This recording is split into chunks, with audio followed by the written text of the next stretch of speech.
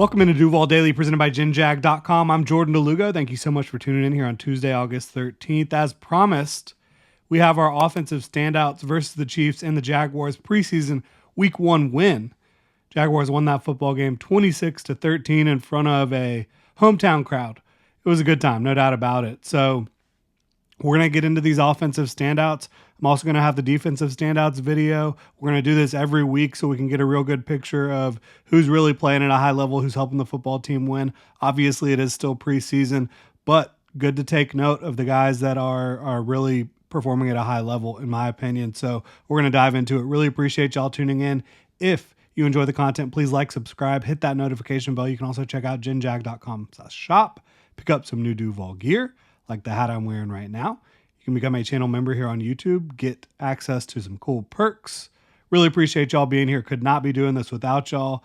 It's been a really fun training camp, getting preseason going, less than a month till the regular season, so I'm fired up about it. I hope y'all are too. So let's get into these offensive standouts. We've got 1, 2, 3, 4, 5, 6, 7 offensive standouts. From my vantage point, yes, there are some other players that did a fine job, but these are the players who, when I went back and watched the game twice, really stood out to me. Trevor Lawrence really stood out to me in a big way. This is a quarterback that didn't get a ton of snaps, right? But on his 5 dropbacks, I thought he did a really good job. Outside of the 4th down play where he took the sack, where I think he was really just trying to get the ball to Brian Thomas Jr.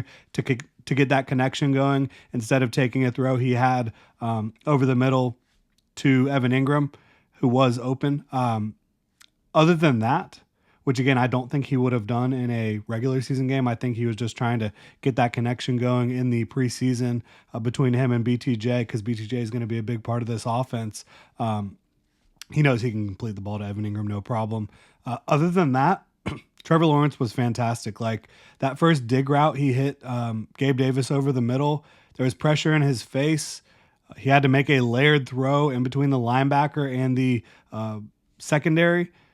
It was perfect. It was on the money to Gabe Davis. And then I thought the incompletion to Gabe Davis on the sideline, thought Gabe Davis should have been able to haul that one in, get both feet down in bounds. Unfortunately, that's an issue that we saw a lot last year, as I'm fumbling over my words here. Jaguars receivers not being able to get their feet down in bounds. But overall, I think Gabe Davis and Trevor Lawrence connection will be just fine. That was just a little bit of a miscue in my opinion. I thought Trevor delivered it well, though. Thought he did a good job on that first play action rollout, immediately hitting Luke Farrell, who was wide open, and getting a nice gain there. And then hitting Travis Etienne on the angle route, Texas route, whatever you want to call it, out of the backfield. The Jaguars, that might be one of their bread and butter plays here this year in some money situations.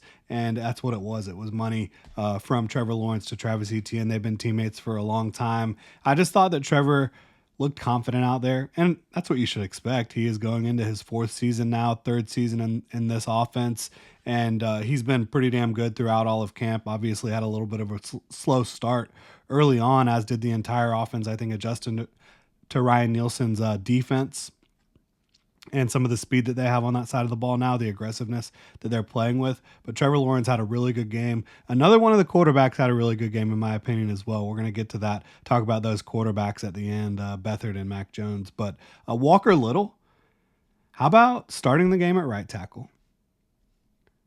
Playing right tackle with the ones, because Anton Harrison was out with the concussion, and then flipping over to left tackle with the twos. And playing just as well on both sides. I think he was perfect in pass protection. He did a pretty good job in the run game.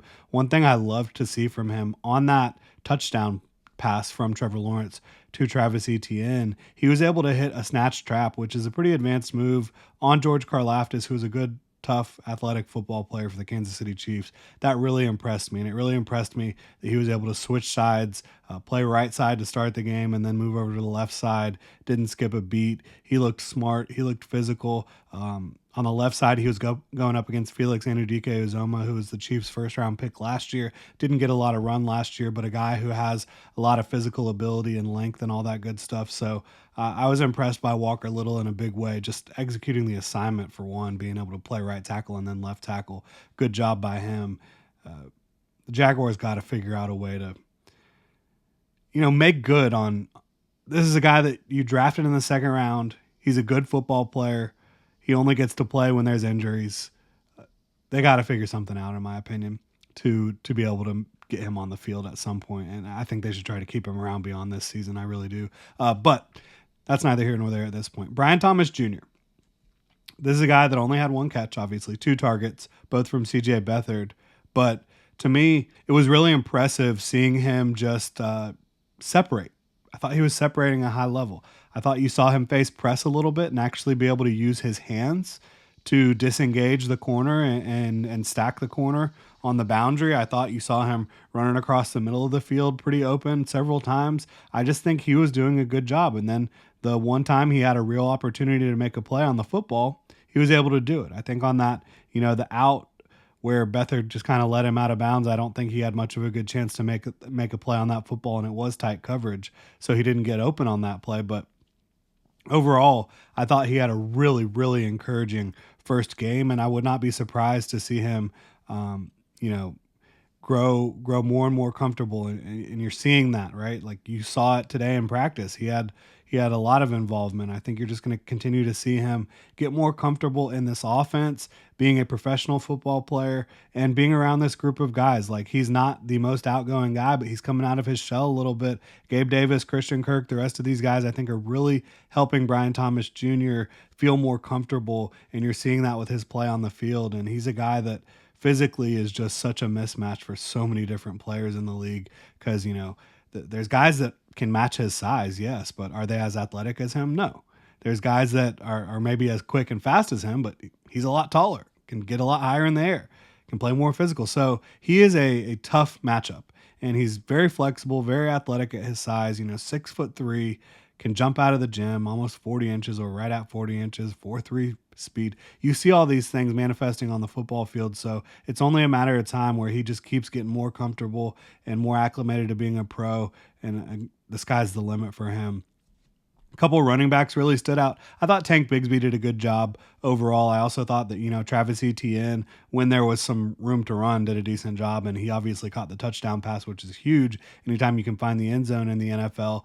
But my 2 real standouts at running back were Dearness Johnson and Jalen Jackson. I thought Dearness Johnson did a great job, making people miss. This is not like the fastest running back in the world. He's not the biggest running back in the world, but he just brings a complete skill set to the position. He has good hands. He can make people miss in space a little bit. He can run through arm tackles, just does a tremendous job. And I thought Jalen Jackson, the rookie out of Villanova, who we've talked about on the channel, I asked Press Taylor about him today. You can go check out what he had to say earlier. But Jalen Jackson did a really good job, in my opinion, being able to pick up a 4th and 1. Like that's really impressive for a young player. And then also making people miss in the hole, running through some arm tackles, looking tough, looking physical. Even the one time when he did get brought down on first contact, that defender felt that tackle, I think, a little more than Jalen Jackson did, right? So I really like what he's bringing to the table. I think he's growing throughout camp. And even if it's not in Jacksonville, I think he's going to find a home somewhere in the NFL. Josiah DeGuara led the Jaguars in receptions in this one. He's been one of the most active receivers throughout all of camp, and he made a great catch from Mac Jones later on in that football game down the field. He had a defender on him, and he was able to make a catch extending for the football and picking up a first down. I thought DeGuara was awesome. It would have been nice. I think that the timing was just a little bit off on the end zone shot from Mac Jones to DeGuara. I think that could have been a touchdown if the timing was just a little bit better. But I thought that DeGuara played great. I also thought that Mac Jones played great. I really did. I know C.J. Beathard maybe had the flashier plays, putting one out there for Brian Thomas Jr., but look, that wasn't a good throw. BTJ had to come back to find the football through the defender. I mean, that was a much better play by Brian Thomas Jr. I will give C.J. Beathard a lot of credit for the throw to Devin Duvernay. He got smacked, and they called it. They called a roughing the passer. But he hung in there, and he delivered a shot down the field, gave Devin Duvernay a chance to go get that football. It wasn't like severely underthrown or anything. He put it up, and it gave Devin Duvernay an opportunity to go field the ball, and he absolutely did that and scored a touchdown. So that was impressive by C.J. Beathard, but I just don't think you see the precision by Beathard. I don't think you see the consistent accuracy.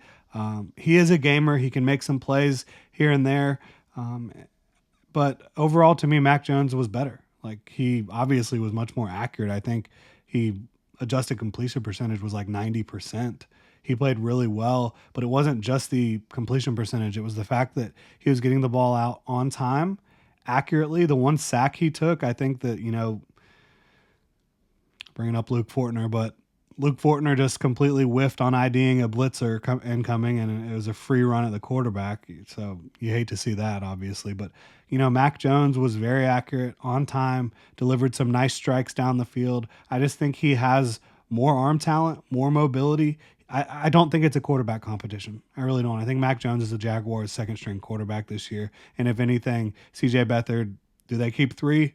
I doubt it. I think they're going to try to put C.J. Beathard on the practice squad, and I've been saying that for quite some time. But those are my offensive standouts. If there's anybody I missed, drop your thoughts in the comment section below. Drop your offensive standouts. I really appreciate y'all tuning in. If you enjoy the content, please like, subscribe, hit that notification bell. Check out genjag.com/shop. Pick up some Duval gear. Support the channel that way, or you can become a channel member here on YouTube, get access to some cool perks. And of course, you can always just tune in. Really appreciate everyone for being here. Y'all have a good one.